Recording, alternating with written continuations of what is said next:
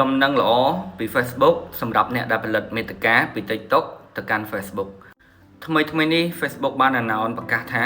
មិនថាវីដេអូខ្លីវែងបញ្ឈរឬក៏ផ្ដេកជាប្រភេទវីដេអូធម្មតាឬក៏ប្រភេទ Reel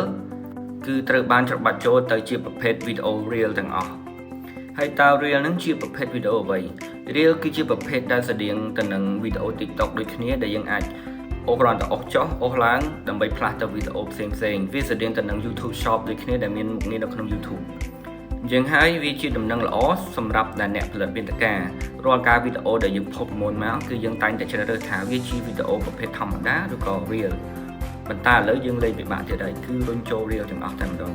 ម្យ៉ាងទៀតយើងងាយគ្រប់គ្រងជាមួយនឹងចំនួនស្ថិតិនិងចំនួនអ្នកមើលដោយសារតែពីមុនហ្នឹងគឺ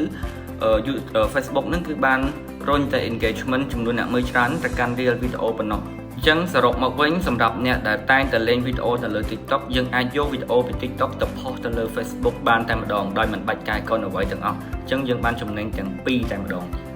ហើយកុំភ្លេចមួយទៀត YouTube Short ដូចគ្នា add ចូលទៅបាន3 template អញ្ចឹងយើងចំណេញទាំង3តែម្ដងត្រូវអត់